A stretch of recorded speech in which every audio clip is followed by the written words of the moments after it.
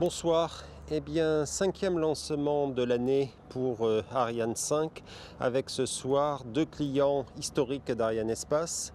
D'une part, SES, pour lequel nous allons mettre en orbite Astra 2F, qui sera le 36e satellite confié par SES à notre société.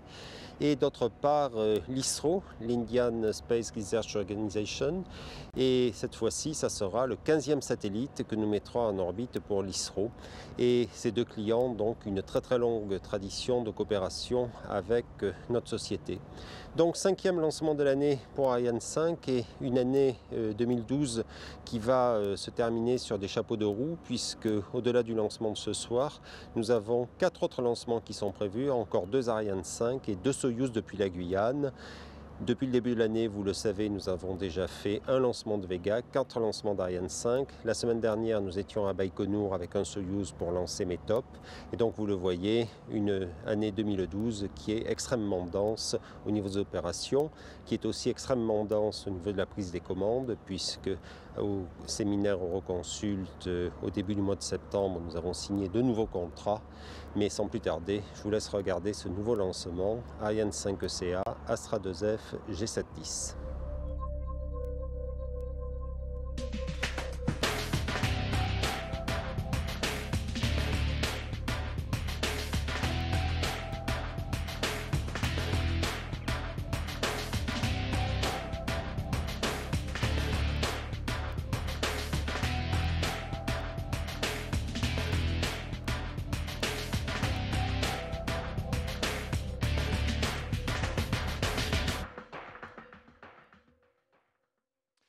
Merci d'être avec nous en direct pour le 65e lancement d'une Ariane 5. Alors, 5e lancement de l'année 2012 pour Arianespace. 2012, une très belle année, comme vient de le dire Jean-Yves Le Gall. Le décollage, il est prévu le plus tôt possible ce soir dans une fenêtre de lancement qui va de 18h18 à 19h05, heure de Kourou, et donc décalage de plus 5 heures pour ceux qui nous suivent depuis la métropole. Ce soir, il s'agit d'une Ariane 5 ECA, la version la plus puissante du lanceur, la version qui comporte un étage supérieur avec des ergols cryotechniques. La voici, la voilà Ariane, et tout de suite on va donner une explication en image de la composition du lanceur avec tout en bas qui encadre l'étage principal, et bien les deux boosters, les deux étages d'accélération à poudre d'une hauteur de plus de 30 mètres.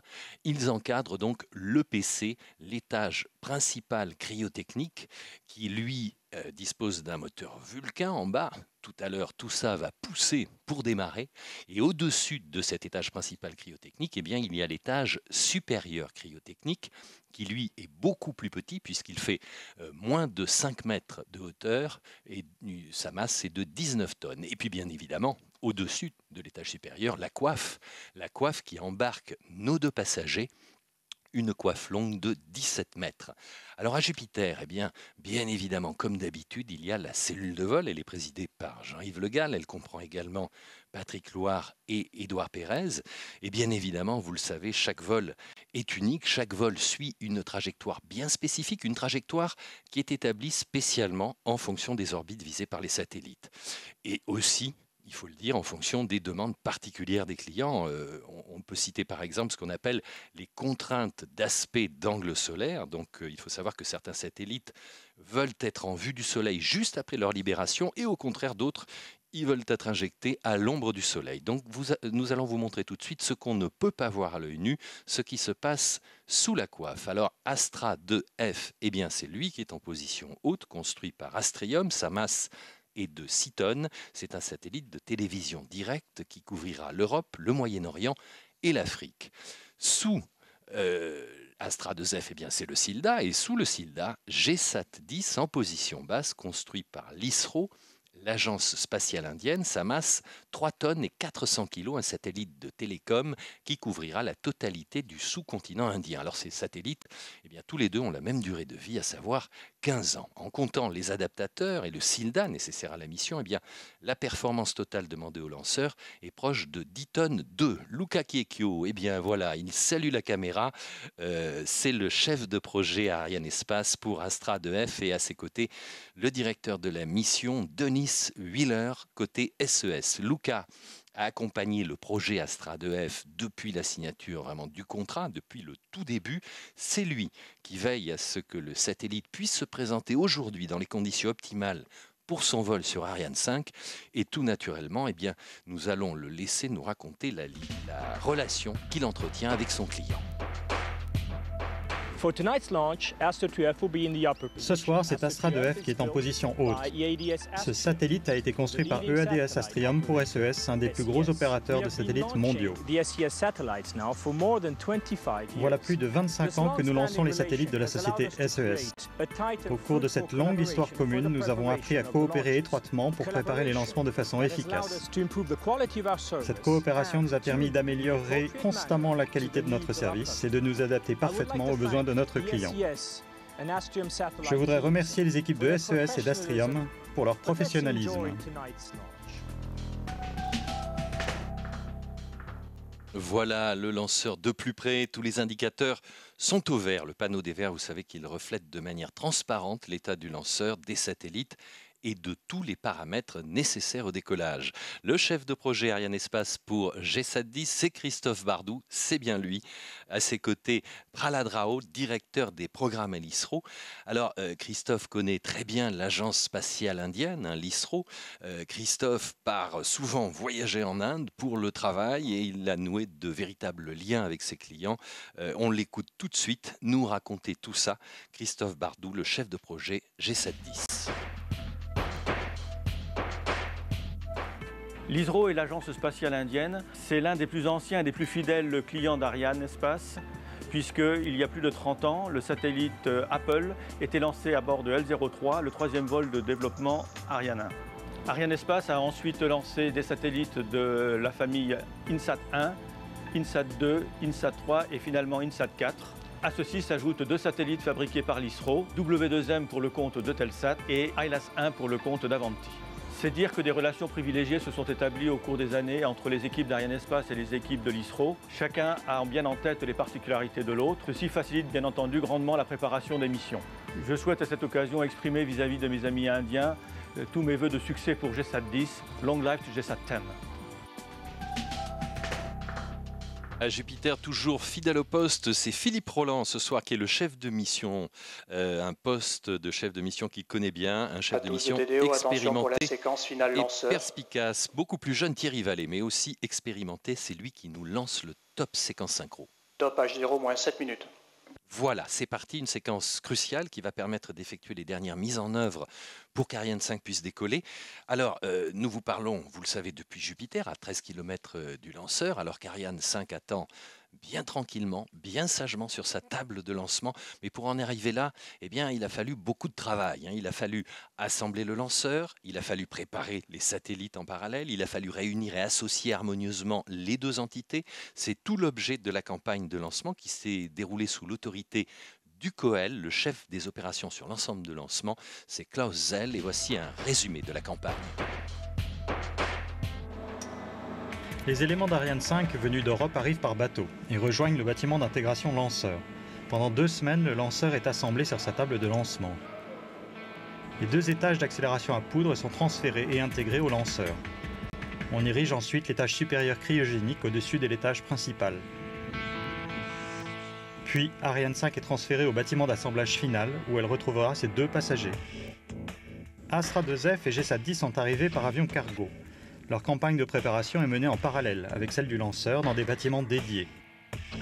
Dans ces salles blanches, on vérifie leur état grâce à de très nombreux tests, puis on remplit leur réservoir. Des réunions quotidiennes entre les principaux acteurs permettent d'harmoniser le déroulement d'une phase primordiale, les opérations combinées. C'est sous le contrôle d'Arianespace et des équipes des clients que les satellites vont rejoindre Ariane 5 au bâtiment d'assemblage final, pour être positionnés au sommet du lanceur et placés sous coiffe. GSAT-10 est installé en position basse, sous le SILDA, et Astra 2F en position haute, juste au-dessus.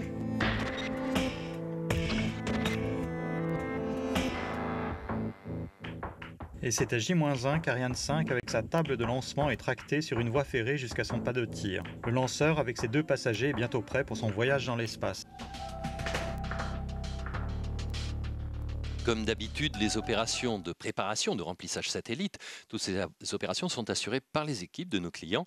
Et c'est lorsque ces satellites sont mis en place sur les adaptateurs de charge utile pour être positionnés sur Ariane 5 qu'il y a transfert de responsabilité. Ils sont pris en charge par les équipes Arianespace. On vient de voir Rick Starkov, directeur des opérations spatiales chez SES. À ses côtés, Élodie Viau de SES et aussi Christian Fournier d'Astrium. Alors, ces trois-là sont notamment en liaison avec leurs stations au sol, des stations au sol qui vont prendre en charge le satellite juste après sa séparation. Côté GSAT-10, il y a également ici à Jupiter des responsables. Il y a le chef de projet adjoint, M. Rambabou, et puis la chef de mission satellite, Mme Anuradha. En ce moment même, sur le lanceur, il y a un nombre très impressionnant d'opérations qui se déroulent tant au niveau fluide qu'au niveau électrique. Alors tout ça, bien sûr, est suivi, contrôlé par les équipes d'Arianespace. Justement, à l'heure où je vous parle, à H0-4 minutes, on vient de dépasser ce temps clé. C'est l'arrêt des compléments de plein, la pressurisation des réservoirs oxygène et hydrogène liquide. Et puis, pratiquement maintenant, c'est à H0-3 minutes 30, eh bien, il y a le chargement du H0, l'heure du décollage, dans les deux ordinateurs de bord. On est rentré justement au CDL, là où travaillent les hommes et les femmes qui sont les plus proches du pas de tir. Il y a Klaus Zell, je vous en parlais, c'est le COEL. Il y a également sur place au CDL une deuxième équipe dirigée par le CEPAP, le chef de projet Ariane Production. Ce soir, c'est Franck Vasseur et ce sont ces deux équipes qui pilotent véritablement les opérations qui vont nous mener au décollage. Alors, depuis très tôt ce matin, c'est depuis le CDL qu'on a piloté entre autres la mise sous tension des équipements électriques, l'alignement des centrales inertielles, l'assainissement des étages.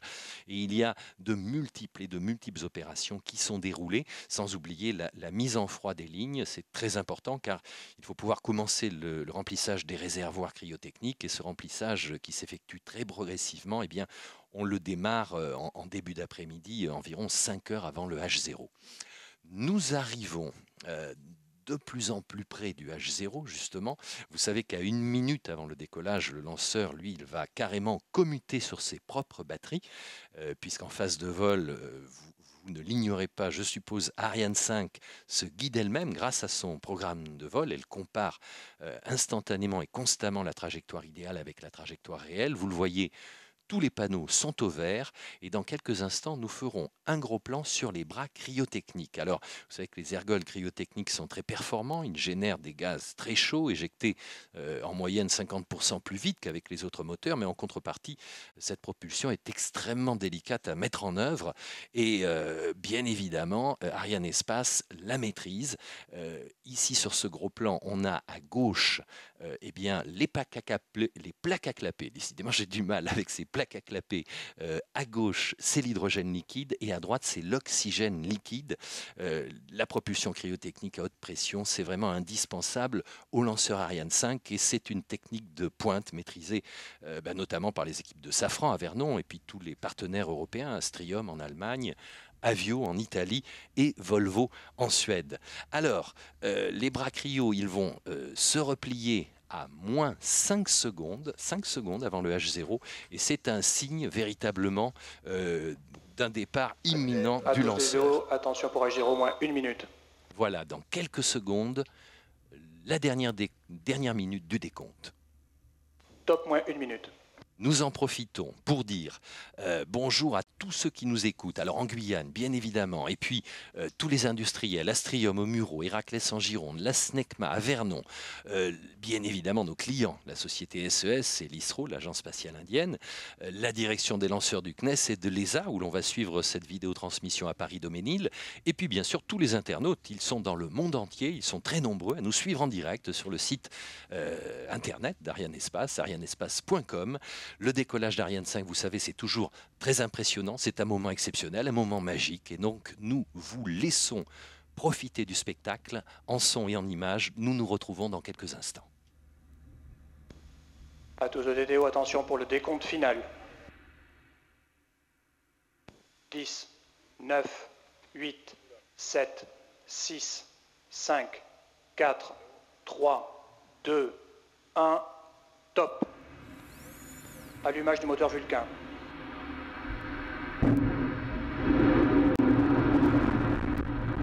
Allumage des 2 EAP, décollage.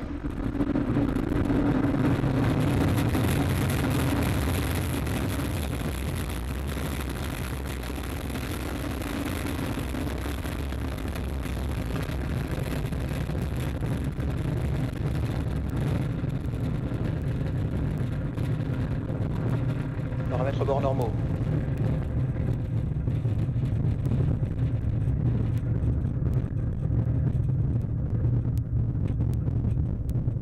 Ça y est, c'est parti. Ariane 5 s'est envolée au-dessus d'un nuage de fumée. Comme d'habitude, elle laisse derrière elle une traînée de feu dans le ciel.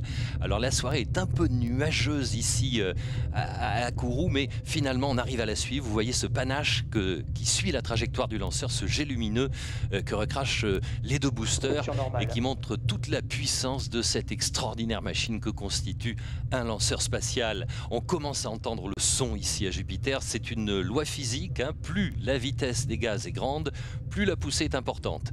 1200 tonnes de poussée en ce moment, ce sont les 2 étages à poudre qui sont réalisés en Guyane française, qui assurent 90% de la puissance du lanceur. Et chaque EAP consomme, c'est impressionnant, 2 tonnes de propergol solide, oui, 2 tonnes de poudre par seconde. Alors à l'heure actuelle, dans l'étage principal, il faut savoir qu'à quelques centimètres du réservoir d'hydrogène liquide, qui lui est à moins 253 degrés, eh bien il y a la chambre de combustion du moteur Vulcain qui atteint, elle, environ 3000 degrés. Alors, rien que ces 2 chiffres, eh bien, je pense que cela illustre la prouesse technologique que constitue un lanceur comme Ariane 5. Alors ici, on va essayer de suivre le plus longtemps possible, en profiter de ces images dans le ciel de Kourou et suivre Ariane, peut-être jusqu'à la séparation des 2 boosters, peut-être jusqu'à la séparation des 2 étages d'accélération à poudre. Vous savez qu'ils poussent pendant 2 minutes 20 environ, et on va se séparer des EAP lorsqu'ils auront consommé chacun leurs 240 tonnes de propergol solide. Je crois, voilà, ça, on le voit à l'œil nu. Hein. Séparation des étages d'accélération à poudre. Voilà, et c'est confirmé par le DDO, donc pour éviter toute collision, eh bien, les propulseurs vides sont écartés du corps du lanceur avec des fusées d'éloignement. Très très belles images, on a vraiment, et on le voit sur ces images maintenant de caméras embarquées, ces 2 énormes boosters qui quittent l'étage principal pour laisser Ariane 5 continuer sa route. Et là, on a 3 points lumineux dans le ciel de Kourou qui montrent bien, alors à droite et à gauche, bien évidemment, ce sont les 2 boosters qui s'éloignent de plus en plus de ce qui reste de notre lanceur Ariane 5. Alors, tout de suite, vous voyez qu'on a à gauche sur vos écrans, on a des indications beaucoup plus précise sur son vol que l'œil nu. On a une courbe de vol. Alors on a bien évidemment la courbe parfaite, la courbe prévisionnelle qui est en haut à gauche, et on voit un petit point mobile, un petit carré qui se déplace, et c'est la position réelle d'Ariane 5. Donc tout est parfait en ce début de vol. Et puis si vous voulez en savoir plus, eh bien plus bas que la courbe, il y a le grand A qui indique l'altitude du lanceur et le grand V qui indique sa vitesse. Nous sommes déjà à 2,34 km par seconde. Séparation de la coiffe, c'est confirmé. Alors effectivement, à l'œil nu, on a du mal sur un écran à le voir, mais avec cette caméra embarquée, eh bien, on voit très bien la respiration des 2 demi-coiffes dont on vient de se débarrasser par un système pyrotechnique qui sépare la coiffe en 2. C'est maintenant les images vraiment de ce qui se passe en l'air, car ces images en 3D sont conformes au programme de vol. C'est l'étage principal cryotechnique de cette Ariane 5 qui pousse, et dans ces réservoirs, eh bien, il y a 131 tonnes d'oxygène liquide et 26 tonnes d'hydrogène liquide. Ce sont des ergols fabriqués en Guyane par Air Liquide Spatial Guyane, et à chaque seconde qui s'écoule, eh bien, le moteur Vulcain consomme 220 kg d'oxygène liquide et 44 kg d'hydrogène liquide.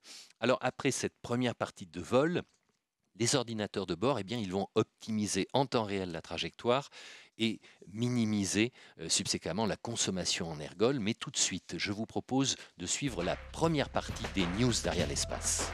Le 2 août, Ariane Espace a lancé avec succès 2 satellites de télécommunications, Intelsat 20 et AILAS 2. Ce 64e lancement d'une Ariane 5 a permis d'établir un nouveau record de masse avec près de 10,2 tonnes placées sur orbite depuis le port spatial de l'Europe. C'était le 50e succès d'affilée pour le lanceur vedette européen. Le 17 septembre, Starsem, la filiale euro-russe d'Arianespace, a lancé avec succès Metop B depuis Baïkonour. C'était le 1792e lancement de la fusée Soyouz, qui peut aussi être lancée depuis la Guyane. Sur une orbite polaire, Metop B fournira des données sur la température atmosphérique, essentielles pour la prévision météorologique et le suivi du climat. Il y aura 2 nouveaux vols Soyouz d'ici la fin de l'année. En octobre, 2 satellites Galileo rejoindront la flotte du système européen de géolocalisation. En novembre, Pléiade 1B, un satellite d'observation de la Terre, rejoindra une orbite polaire. Les 2 satellites du 6e lancement de l'année pour Arianespace sont arrivés à Cayenne. Avec eux, ce sont 8 satellites qui sont opérés en parallèle au CSG. Le 4e ATV, appelé Albert Einstein, est arrivé par bateau à Kourou. Après une campagne de préparation de 6 mois, son lancement est prévu au printemps 2013. La prochaine mission du lanceur léger Vega emportera bientôt le premier des 5 vols du programme de recherche et d'accompagnement Verta qui se dérouleront jusqu'en 2015. Et bien voilà, nous avons écouté ces news avec la voix de Bruno Hérin qui va me rejoindre tout à l'heure, mais ça c'est une surprise, je ne devrais même pas vous en parler. Le lanceur, en tout cas, envoie automatiquement et en permanence des données. Vous le savez, c'est ça qui permet de suivre la trajectoire de vol et c'est l'équipe du contrôle visuel immédiat, du CVI, sur la montagne des Pères à Kourou, qui reçoit toutes ces informations et qui fournit un diagnostic aussitôt et on a un diagnostic en temps réel sur le lanceur. Il faut dire que le lanceur envoie de manière continue et automatique des milliers de données qui sont récupérées. Tout de suite, je vous propose de suivre la deuxième partie de ces news d'Arianespace. À Paris, lors du colloque Euroconsult, Arianespace a confirmé sa position de numéro 1 mondial, annoncé la signature de 2 contrats de lancement avec des clients de longue date, l'Espagne et le Japon, et reçu la visite de Madame Geneviève Fioraso, la ministre de l'Enseignement supérieur et de la Recherche. Hispasat a choisi Arianespace pour le lancement de 2 nouveaux satellites Amazonas 4A et Hispasat AG1. Ce seront les 8e et 9e satellites de l'opérateur espagnol à être lancés par Arianespace. Aujourd'hui, nous avons signé un nouveau contrat avec Arianespace pour le lancement de 2 nouveaux satellites de notre flotte, Amazonas 4A et Hispasat AG1. Le choix que nous avons fait d'Arianespace s'explique par les succès déjà enregistrés et par la qualité de notre coopération passée. Lors d'Euroconsult, SkyPerfect JSAT a signé un accord pour plusieurs satellites qui garantit au groupe japonais la disponibilité d'Arianespace pour de futurs lancements. Le récent salon aéronautique de Berlin a rappelé les liens étroits qui unissent l'Allemagne et Arianespace. Le DLR, l'agence spatiale allemande, soutient la politique spatiale européenne. Ariane 5 en est le symbole. Commercialisé par Arianespace, Ariane 5 est en partie construite en Allemagne par Astrium GmbH et MT Aerospace. Fin septembre, à Séoul, en Corée, lors de l'APSCC, Arianespace a confirmé qu'elle était la société de référence pour la région Asie-Pacifique. Durant sa visite de 3 jours en Guyane, Victorin Lurel, ministre des Outre-mer, a visité le centre spatial guyanais avec son directeur Bernard Chemoul et Patrick Loire, directeur de l'établissement Arianespace en Guyane. Le PC, l'étage principal cryotechnique, vous l'avez sous vos yeux. Il mesure plus de 30 mètres de haut. Mais sa masse à vide, elle est de 12 tonnes et demie seulement. Un poids extrêmement léger pour une taille assez imposante. Et l'ordinateur de bord va commander l'extinction de l'étage principal. Et le lanceur va donc atteindre un point de passage clé, l'orbite intermédiaire EPC. C'est dans quelques instants. Donc, l'étage principal cryotechnique sur commande de guidage. Voilà, c'est fait, et c'est une étape importante. Étage EPC avec l'étage ESC. Alors, je vous l'avais dit, j'ai le plaisir de recevoir la visite de Bruno Hérin d'Arianespace qui travaille sur cette campagne. Bruno, vous êtes adjoint charge utile. À quoi ça correspond? Oui, je suis adjoint du COEL en charge de la partie haute du lanceur Ariane 5. Et pour ça, donc, mon métier est de préparer et de coordonner les opérations pour réaliser l'assemblage final du lanceur avec ses passagers. Notamment dans le cadre du plan d'opération combiné, je travaille en relation étroite avec les clients et tous les jours à 17h, nous avons une réunion d'avancement bord avec le COEL et les équipes. Et donc ces réunions, c'est quoi? C'est des grandes messes, c'est des grands où tout le monde est sur la sellette ou ça se passe de manière conviviale? Non, ça se passe de manière conviviale, mais ce sont des réunions qui permettent de faire l'état d'avancement pour être sûr que chaque jour, on a réalisé les opérations pour respecter la date de tir. Oui, bien sûr, ça c'est primordial, bien évidemment. Donc Bruno, vous êtes adjoint charge utile sur ce tir et vous le serez sur les suivants, mais on n'a pas le temps d'en dire plus. Tout de suite, nous laissons maintenant la parole à Louis Laurent, le directeur des programmes d'Arianespace.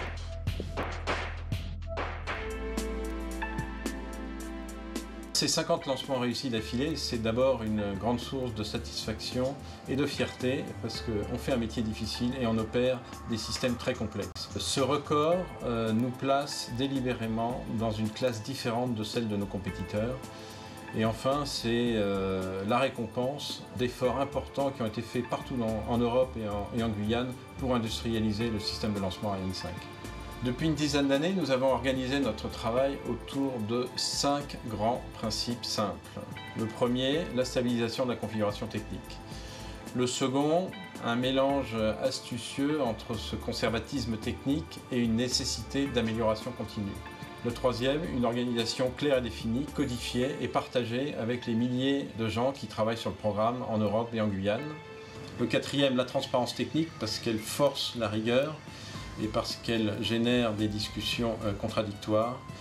Et le cinquième, des équipes motivées et compétentes qui travaillent dans un environnement stabilisé. Alors nous savons bien que les succès d'hier ne feront pas les succès de demain et nous sommes déterminés à continuer à appliquer ces principes. Nous croyons que nous avons, avec ces 5 ingrédients, inventé une machine à lancer très efficace. Nous l'avons déjà dit, pour construire Astra 2F, SES a choisi EADS Astrium. Dans le film qui suit, on retrouve 2 personnages importants chez SES, Martin Halliwell et Denis Wheeler. Denis vient en Guyane depuis 20 ans pour s'occuper des satellites pour SES et sa première campagne était pour Satcom C3. Denis se sent en Guyane comme chez lui maintenant pour cette campagne. Il a préparé la venue de son satellite, il a supervisé toutes les opérations qui ont été menées sur Astra 2F.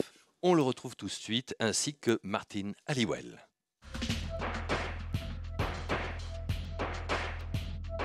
When constructing a satellite, SES collaborates closely with its carefully selected partners, like Astrium of France. Every stage of the construction of a satellite requires an incredibly high level of care and precision, because once the satellite is in space, there's no way to repair it if something goes wrong. A crucial phase in the construction of a satellite is in the coupling of the communication and service sections, as this is when the satellite takes shape for the first time.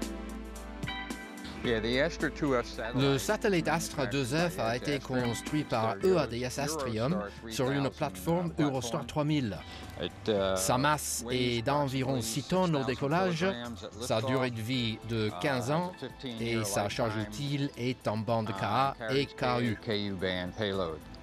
C'est le premier d'une série de 3 satellites que nous allons lancer et placer à 28 degrés Est. Ces 3 satellites vont remplacer les 4 qui s'y trouvent actuellement. Le premier, Astra 2S, est lancé ce soir. Astra 2E viendra ensuite en début d'année prochaine. Et enfin, Astra 2G, début 2014. La position orbitale de 28 degrés Est est capitale pour SES. C'est la position principale à partir de laquelle nous couvrons l'Irlande et le Royaume-Uni, où nous avons des clients très importants. Sky, bien sûr, la BBC, ITV et Channel 4. Nous desservons 13 millions de foyers en télévision directe et 3 millions de foyers câblés sur ce marché. C'est la fiabilité d'Arianespace qui est important pour SES. C'est l'élément déterminant lorsque nous choisissons un lanceur, la fiabilité. C'est notre critère numéro 1.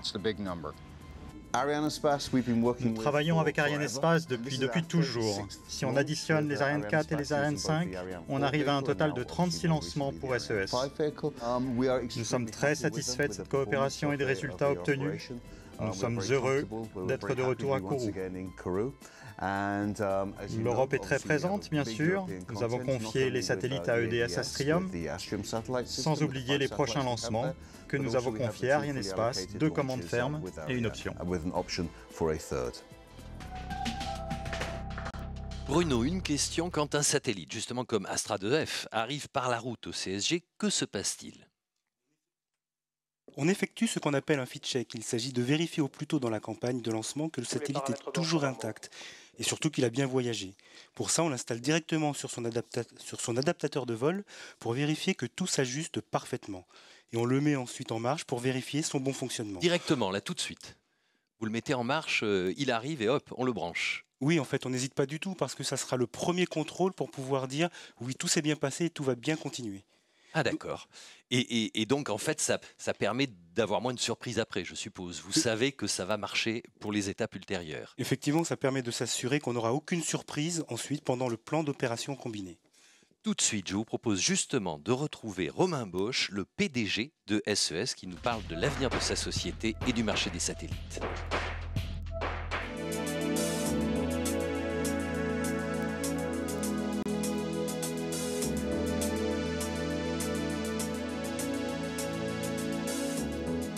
Nous avons maintenant une flotte de 52 satellites avec ce lancement. Et donc, rien que notre besoin de remplacement annuel s'élève à quelques 3 à 4 satellites par an, de lancement par an. Donc, il y aura certainement un besoin continu pour des lanceurs, plus la croissance que nous envisageons. Donc, nous voyons que le marché des satellites en général reste très stable et que les fournisseurs de services de lancement auront une demande stable auquel ils pourront faire face. Nous avons eu 35 lancements sur Ariane 4 et Ariane 5 et Astra 2F qui sera donc lancé maintenant représente le 36e satellite. Nous avons en plus 5 autres satellites en cours de construction qui seront lancés en 2013-2014 et sur la base d'un contrat de lancement à long terme que nous avons avec Arianespace, certains de ces satellites seront également lancés sur Ariane. Donc Ariane est pour nous un des 2 principaux opérateurs de services de lancement que nous utilisons pour avoir accès à l'espace. Il y aura toujours un mix entre des satellites légers et des satellites lourds, rien que du fait que sur certaines positions orbitales, certains opérateurs de satellites ont accès à une bande de fréquence large, justifiant un investissement dans un satellite lourd, alors que dans d'autres positions orbitales et peut-être pour d'autres opérateurs de satellites, le nombre de fréquences disponibles est limité et donc un satellite léger fait l'affaire. En plus, il faut compter avec le développement de la technologie de la propulsion électrique qui fait que des satellites de même puissance vont avoir un poids moindre au lancement. Donc, il faut qu'un lanceur de la nouvelle génération puisse adresser les besoins de toute la panoplie des besoins de lancement des opérateurs de satellites. Et donc, à mon avis, le pari gagnant, c'est d'avoir un lanceur modulaire qui peut, à des conditions compétitives, lancer et des satellites légers et des satellites lourds. C'est maintenant la station de Libreville au Gabon qui relaie ses paramètres de vol à Ariane 5. Les paramètres bord sont normaux, la trajectoire est normale. Eh bien, tout va bien, vous l'avez entendu, vous avez entendu le DDO. Nos clients, eh bien, on peut dire qu'ils ont bien raison de faire confiance. Par la station de Libreville, voilà, vous étiez même en avance parce que nous, on a des dons d'extra-lucidité. Alors, on va dire que Ariane 5 compte maintenant 50 succès d'affilée, Bruno, et que c'est un record qui place Ariane 5 vraiment dans une catégorie de lanceurs superstars du secteur spatial. Alors, je voulais savoir, est-ce que ça fait plaisir de travailler pour le numéro 1 dans son secteur ? Oui, effectivement, c'est extrêmement motivant de travailler pour le leader du marché. On sait qu'on va se retrouver dans un environnement extrêmement stimulant et on va travailler avec les meilleurs. Eh oui, donc effectivement, c'est un nom qui brille et qui attire la société Arianespace. Mais tout de suite, on retrouve nos amis indiens. C'est un film avec la chef de mission satellite. La charge utile du satellite GSAT-10 est constituée de 30 transpondeurs de télécommunications, 12 en bande KU, 12 en bande C standard et 6 en bande C étendue. Mais il y a aussi à bord une charge utile d'aide à la navigation GPS, appelée Gagan. Les services que nous allons offrir grâce à ce satellite sur le territoire indien sont la télévision directe en bande KU, ainsi que des applications VSAT et de la télédiffusion. Nous faisons toute confiance à Arianespace. Notre coopération ne date d'ailleurs pas d'hier, puisque GSAT-10 est, je crois, le 15e satellite qu'Arianespace lance pour nous depuis Kourou. Nous travaillons donc en toute confiance avec Arianespace. Et d'ailleurs, à propos de coopération, je voudrais signaler que notre pays et l'Inde a récemment lancé Spot 6 sur notre lanceur PSLV. Et dans quelques mois, nous allons lancer le projet Saral, où seront embarqués les charges utiles du CNES, Altica et Argos 3. Nous avons d'ailleurs déjà lancé des charges utiles du CNES sur le satellite Mégatropique. La coopération entre l'ESA, Arianespace, le CNES et l'ISRO a toujours été très étroite et fructueuse et nous sommes très heureux d'être à nouveau ici à Kourou. Bruno, puisqu'on écoute nos clients, parlons d'une opération systématique obligatoire pour tous les satellites, c'est l'essai satellite in situ. Oui, ces essais satellites in situ, on les appelle également les essais sinus. Ils contribuent à la qualification du satellite à la mission. On va directement donc, dans les ateliers de fabrication du satellite. On place le satellite qui est tout neuf sur une installation spéciale qu'on appelle un pot vibrant. C'est une espèce de gros cylindre avec un moteur qui reproduit les vibrations d'un vol spatial. Alors le satellite, il est véritablement et physiquement secoué à ce moment-là. Ah oui, complètement, oui. On essaie de reproduire fidèlement les vibrations maximales qui interviendront au décollage puis en vol. Pendant ces essais sinus, le satellite, lui, est bardé de capteurs qui enregistrent ces réactions. On s'assure ainsi que le satellite est apte au vol et qu'il sera intact et en bonne santé au moment de sa libération dans l'espace sur son point d'injection. Mais voilà, moi je ne le savais pas du tout et c'est une opération que je trouve formidable celle-là, avec ce nom aussi de pot vibrant. Tout de suite, on écoute le PDG d'ISRO, le docteur Radha Krishnan.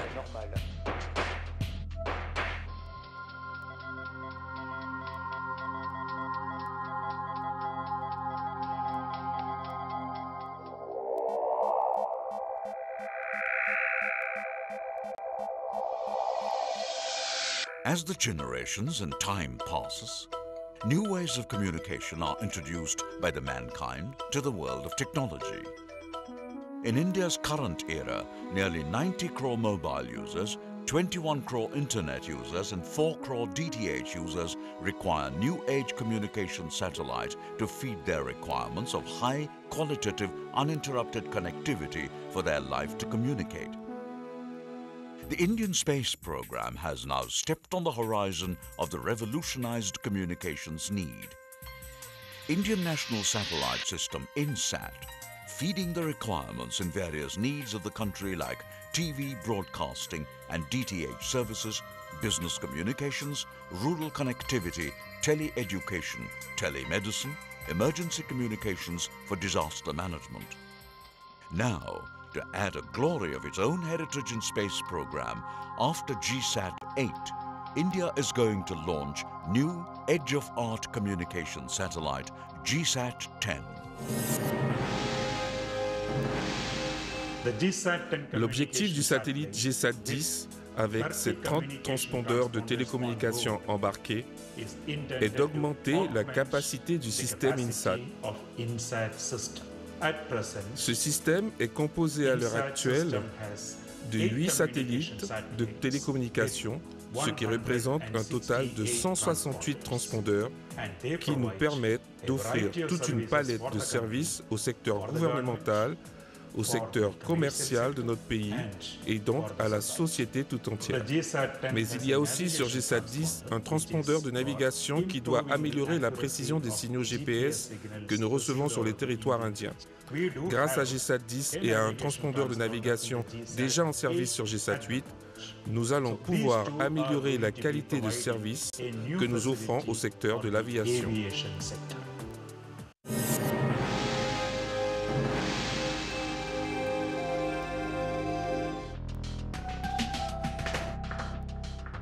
Eh bien, à l'heure actuelle, le lanceur arrive en visibilité de la station de Malindi, ce qui veut dire tout simplement qu'Ariane 5 traverse le continent africain, ou le survole plutôt, d'ouest en est.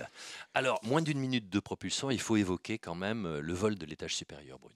Oui, le vol de l'étage supérieur. Donc maintenant, le lanceur n'est plus composé que de l'étage supérieur cryotechnique. C'est cet étage qui assure la dernière phase propulsée du vol. Il va rattraper les éventuels écarts intervenus pendant les phases de vol des EAP et de l'étage principal cryotechnique. Il placera donc le lanceur dans la situation optimale nécessaire à la précision d'injection qui est exigée pour les clients d'Arianespace. Cette phase de vol aura duré plus de 16 minutes. Et oui, c'est l'étage qui pousse le plus longtemps. Hein, voilà. Et on l'aperçoit très bien hein, sur ces images, à la proue, au-dessus du Scylla, bien sûr Astra 2F, et au-dessous, à l'intérieur, encore caché, le satellite GSAT-10, avec, eh bien, vous le voyez, cette traînée derrière le lanceur. Alors, une traînée très lumineuse, une traînée qui est la traînée qui est reproduite par nos images 3D, et on attend la fin. Donc, extinction de l'étage supérieur. Ça vient d'être annoncé. Voilà, extinction du moteur de l'étage supérieur et manœuvre de phase balistique qui vont commencer. Vous voyez, il s'éteint tout simplement, mais il est sur sa lancée. Vous voyez que la vitesse est supérieure à 9,33 km par seconde, donc ça va très très vite. Alors on va indiquer comment se passe cette phase balistique, Bruno. Quelques petites explications. Alors tout d'abord, sur ces images, on peut voir sur le périmètre extérieur du lanceur 12 tuyères qui sont alimentées avec de l'hydrogène et de l'hélium. Alors, c'est les images donc, de synthèse avec ces jets de tuyères intermittents qui font des petits flashs, hein, des petits flashs blancs. C'est très court, hein, des jets de gaz très brefs comme des petites bouffées de fumée. Oui, le calculateur de bord décide à la fois du choix des tuyères qui vont être ouvertes et des durées d'ouverture de ces tuyères. C'est ça qui permet de réaliser les manœuvres d'orientation requises par les satellites. Alors, côté lanceur, il y a un équipement névralgique, c'est la case à équipement, c'est une structure cylindrique en carbone, on la voit là, c'est la structure, il y a deux structures grisées, hein, cylindriques, c'est la structure gris clair. Oui, effectivement. Alors, au-dessus, on a la case à équipement, mais on revient en dessous. Donc, au fait, la structure blanche contient les deux ordinateurs de bord qui sont nécessaires au contrôle de vol, les deux centrales inertielles et les unités de télémesure. Alors, c'est grâce à tout ça que le balai de l'espace, comme on l'appelle, donc cette phase balistique sans propulsion, est en train de se dérouler sous vos yeux. Maintenant, Ariane 5 continue à s'orienter afin d'effectuer cette première séparation dans les conditions prévues et bien sûr arriver à libérer Astra 2F sur son point d'injection avec le maximum de précision. Oui, on peut le dire, hein, Arianespace est quand même réputé pour la précision de libération, et c'est très important, hein, une précision précieuse, on peut dire ça comme ça, puisqu'elle permet d'économiser les ergols des satellites et également de prolonger leur durée de vie, bien évidemment. Donc ici, à Jupiter, tout le monde est très attentif, hein, surtout que sur ces images de synthèse que vous voyez, voilà, c'est annoncé, et bien évidemment, eh bien, nos clients côté SES sont ravis. Hein. Regardez, voilà, la vie en orbite commence pour Astra 2F. Il vient d'être séparé du lanceur. Alors, qu'est-ce qui va se passer après du côté station sol qui vont prendre le contrôle? Oui, donc à partir de maintenant, le réseau de stations sol des clients va prendre le relais, va prendre en charge le satellite. Ensuite, pendant plusieurs jours, ce réseau effectuera les opérations nécessaires au satellite pour atteindre l'orbite géostationnaire à 36 000 km. Alors, quelles opérations et manœuvres post-libération, en deux mots, on peut citer les principales? En fait, les premières opérations qui sont effectuées sont les vérifications des batteries, la vérification de la télémesure, puis les ouvertures des panneaux solaires. Ensuite, le satellite n'allumera ses propres moteurs qu'une fois arrivé à l'apogée. Uniquement quand il est en haut à 36 000 km. Alors, effectivement, l'objectif est de circulariser l'orbite de façon à rentrer sur l'orbite géostationnaire. Bien sûr. Alors, vous l'avez vu, nos clients SES, ils sont très contents, mais ici à Jupiter, on attend bien évidemment la séparation du deuxième passager.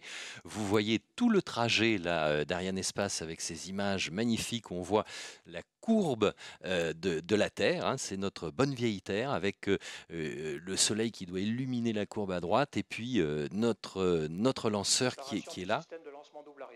Voilà, c'est fait. On vient d'annoncer que le système de lancement double Ariane, c'est-à-dire cette structure en matériaux composites, vient de dégager le deuxième passager. Et donc, on vient de perdre plus de 400 kilos. Et on peut peut-être préciser comment se passe la séparation prochaine de notre deuxième passager, Bruno. Donc GSAT-10 est lui maintenu par une sangle sur son adaptateur, en fait comme Astra 2F. Sur commande de l'ordinateur de bord, un système pyrotechnique permet de relâcher la sangle. Et ce sont les ressorts d'éloignement qui vont écarter le satellite du composite supérieur.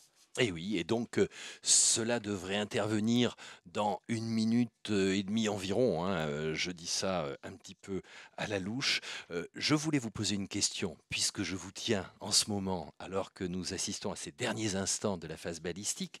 Vous exercez quand même un drôle de métier, on prépare pendant des mois ou des semaines des choses, et puis tout se passe là, pratiquement en 45 minutes, tout se joue. Ça fait quoi comme impression ? En fait, ça donne l'impression d'une sorte d'énorme plaisir de voir l'aboutissement d'un projet qui a quand même duré relativement longtemps et ensuite de voir qu'il est mené à bien, qu'il réussit. Voilà, et que ça se passe si rapidement, là vous en êtes conscient dès que vous rentrez chez Arianespace, vous savez qu'effectivement, le moment crucial, c'est le moment du lancement. On sait que c'est le moment crucial, le moment du lancement, mais en même temps, tout le temps passé à la préparation, on ne pense pas vraiment à la durée si courte du vol. C'est simplement quand le vol arrive, c'est ça qui constitue en fait un moment effectivement très important, très intense. Et nous le vivons ensemble, Bruno, ensemble, et pour les spectateurs, tous ceux qui nous écoutent en direct, voilà, dans quelques instants, eh bien, nous attendons. C'est annoncé, eh bien, les clients indiens sont ravis, et voilà, et nous le sommes aussi, Bruno. Hein. Mais effectivement, à Jupiter, voilà, il prend sa vie. À Jupiter, c'est la joie. Vous l'avez déjà vécu dans le bocal, cette joie et ce plaisir, ou plutôt au CDL vous étiez? Non, les fonctions de l'adjoint charge utile sont au CDL 3 auprès du COEL. Oui, voilà. Donc, mais tout le monde est content aussi au CDL 3. C'est quand même le bonheur et le champagne peut-être qui s'ouvre, mais je ne veux pas aller trop loin dans l'intime. Donc, on va dire tout de suite que, bien évidemment, chaque succès d'Arianespace, c'est le fruit et l'aboutissement d'un long processus et d'un long travail. Et nos clients, donc, maintenant, vont prendre en charge leurs satellites, leurs équipes vol, mais c'est le moment de l'euphorie. On sort les chapeaux. Alors ça, c'est une tradition. C'est Panama, côté salle de contrôle, là, qui sortent. Il y avait les cigares, mais alors peut-être maintenant, c'est fini avec les cigares et c'est remplacé par les Panama, Bruno. Vous êtes au courant ou pas? Je ne connais pas la tradition des Panama, mais je pense que la tradition du cigare perdure également. Voilà. Alors, on va rappeler quand même que c'est le 51e succès d'affilée pour Ariane 5. Alors, les équipes d'Arianespace, eh bien, elles ont démontré une fois de plus tout leur savoir-faire. Bravo aussi à Astrium, hein, le constructeur. Une excellence reconnue dans le monde entier. Eh bien, c'est la réussite d'Arianespace, c'est qui est illustrée par le copieux carnet de commandes d'Arianespace qui est toujours bien rempli. Arianespace est bel et bien la référence du transport spatial dans le monde. 209 vols Ariane ont déjà eu lieu depuis plus de 30 ans et ça représente véritablement une expérience tout à fait irremplaçable. Alors, et puis il y a la gamme aussi, ça c'est tout nouveau finalement, c'est tout récent, j'allais dire, Bruno. Oui, effectivement, il y a la gamme. Donc, on avait tiré 2 Soyouz l'année dernière. Cette année, en début d'année, on a tiré le Vega. On va retirer 2 Soyouz encore. Et maintenant, on a vraiment une gamme complète et dans lequel Ariane 5 ECA est la version la plus puissante. Et on le voit tout à l'heure. Alors, c'était il y a environ 40 minutes, on va dire, hein, le départ. Alors, il y avait une couche nuageuse tout en bas. On s'est dit, on va plus voir notre lanceur, mais il a dépassé les nuages et on a pu le suivre en image assez longtemps, puisqu'on a même pu voir la séparation des EAP à l'œil nu grâce aux caméras de notre réalisateur. On revient bien évidemment au centre de contrôle où Christophe Bardou fait des bises, où Thierry Vallée serre des mains. C'est normal, ici c'est beaucoup de pression qui est évacuée. D'autres images avec une valeur plus rapprochée sur notre lanceur Ariane 5, très lumineux, hein, c'est extraordinaire comme image. Alors, dans un instant, vous le savez, eh bien, il y aura les déclarations officielles, pendant qu'ici, à Jupiter, en salle de contrôle, tout le monde s'est levé, mais un autre replay, allez, encore un autre, c'est la fête, avec cette fumée qui est due, en fait, c'est le déluge d'eau, hein, qu'on amène tout de suite, mais tout de suite, c'est Jean-Yves Le Gall. Nous l'écoutons. Comme vous venez de le voir, donc, nous venons de réussir ce 65e lancement d'Ariane 5 qui a mis en orbite Astra 2F et GSAT-10. Et naturellement, je m'en réjouis.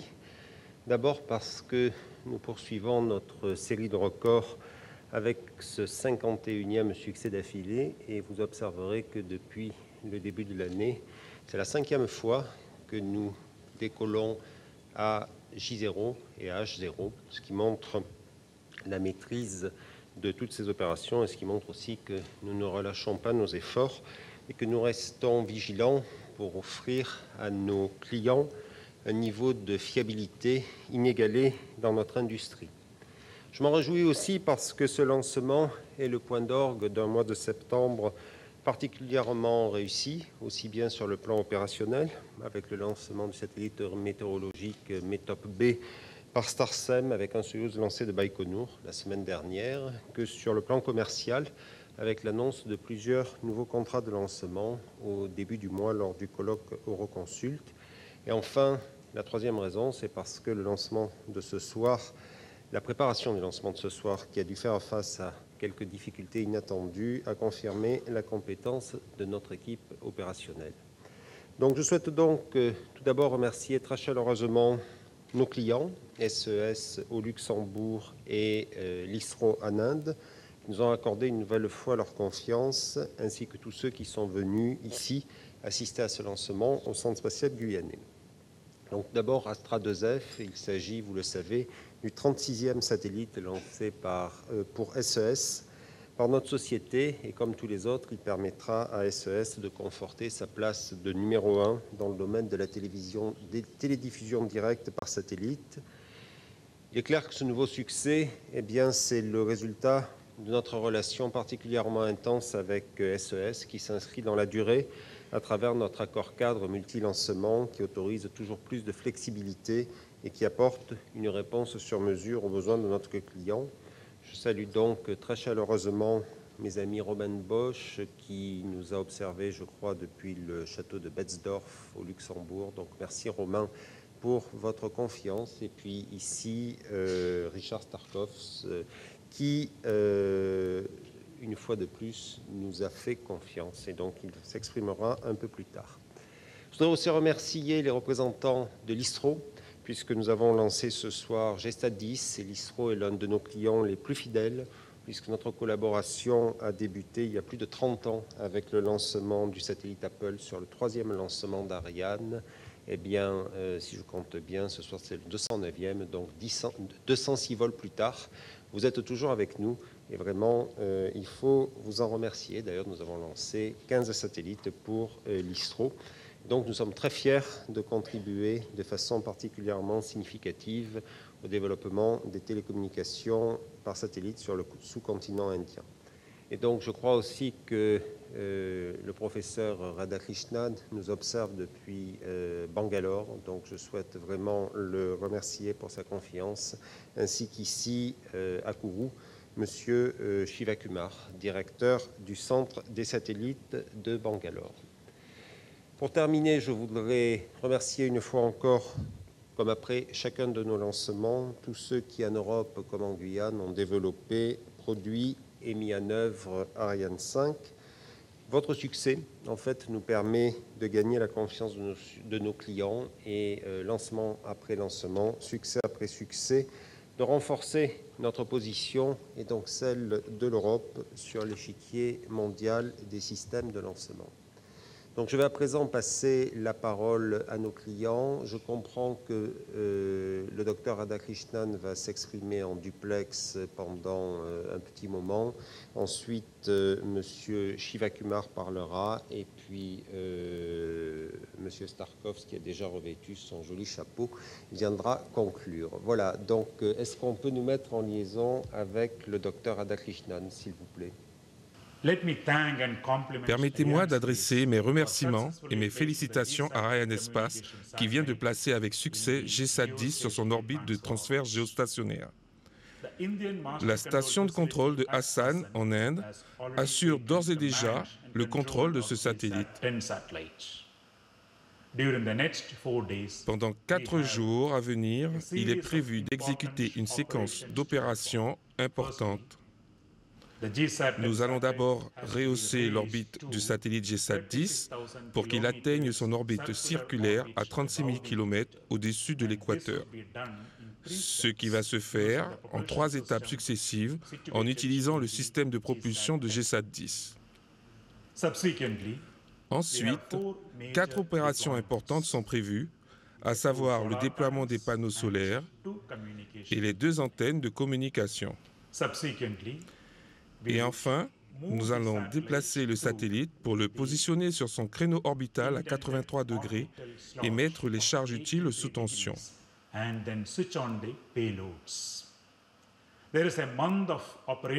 La campagne d'essai des charges utiles durera 1 mois.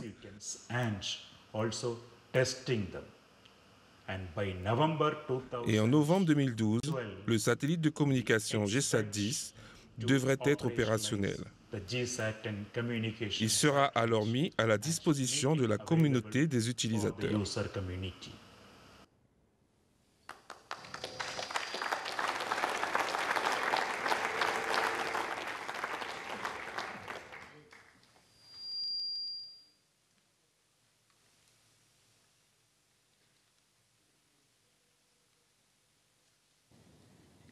Good evening to all of you. Bonsoir. Let me at the outset congratulate Je souhaiterais d'emblée Ariane team féliciter l'équipe d'Ariane Espace d'avoir lancé et de positionner notre satellite aussi avec une telle précision sur notre orbite. Comme notre président nous a dit, nous avons encore beaucoup à faire. À partir de maintenant, c'est nous qui allons nous en occuper et nous allons le mettre au bon endroit. Et nous allons également faire tout pour que ce satellite devienne opérationnel aussi rapidement que possible, d'ici 1 mois. Je souhaiterais remercier l'équipe d'Ariane Espace ainsi que toutes les équipes en Guyane qui nous ont donné une aide précieuse et ont permis à cette campagne d'être excellente. C'était vraiment l'une des meilleures campagnes que nous avons connues ici. Et nous allons poursuivre nos relations avec Ariane Espace. Nous allons avoir d'autres relations, d'autres lancements à Kourou, mais également avec d'autres missions. Nous allons nous préparer en Inde également et nous espérons également aller dans ce sens ensemble.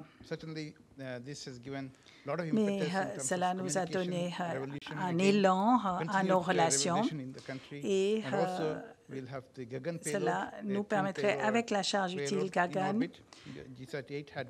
GSAT-8, on avait déjà cette charge utile. Là, nous avons un deuxième répéteur. Donc, avec ces 2 répéteurs, nous allons pouvoir maintenir les services Gagan en Inde. Nous nous sommes lancés dans une nouvelle aventure, de nouvelles activités, et nous sommes très reconnaissants à Ariane Espace de nous avoir permis de connaître ces nouvelles expériences. Nous serons de nouveau à Kourou pour un prochain lancement. Merci.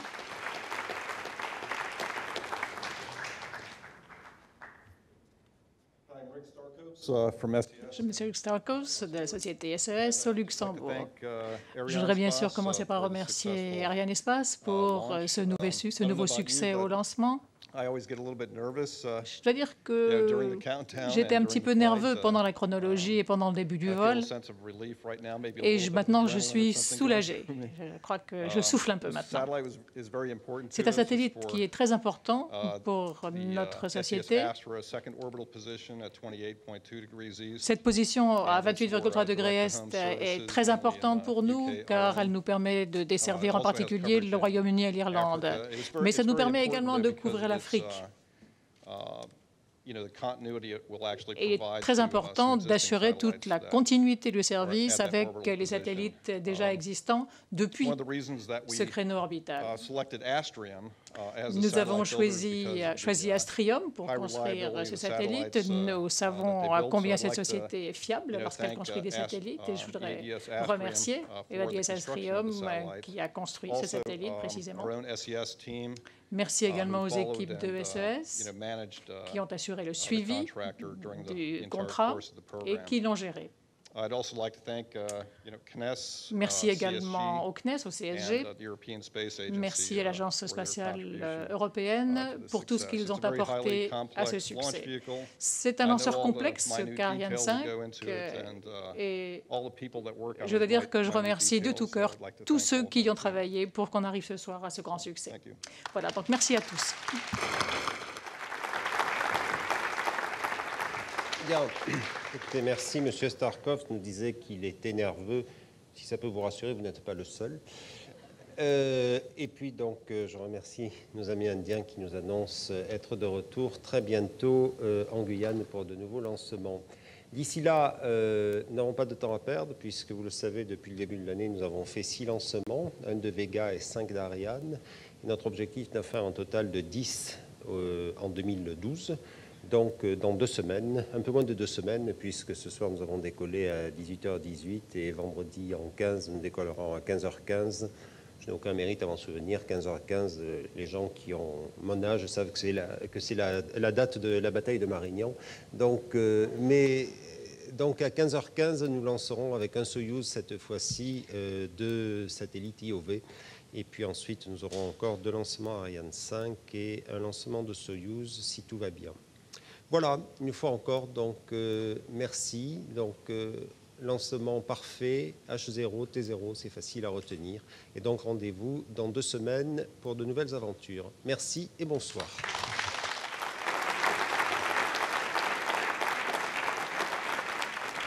Eh bien voilà, un succès qui fait chaud au cœur, un de plus j'allais dire. Bruno, merci, merci à vous. Ça a été très sympathique d'avoir quelqu'un qui vienne m'aider un petit peu, parce que sinon j'étais tout seul. Ça s'est passé comment alors Ça s'est passé extrêmement bien, maintenant je suis vraiment content. Et puis également comme Rick et comme Jean-Yves Le Gall, je suis aussi maintenant soulagé. Alors il y avait un petit message perso à passer tout de suite. Oui, alors d'abord un merci également à toi, en fait, Pierre. Et donc j'avais envie d'envoyer un bonsoir à Alina Santenet, dont c'était la dernière campagne en tant qu'adjoint charge utile, puisqu'elle va rejoindre dès lundi la direction commerciale.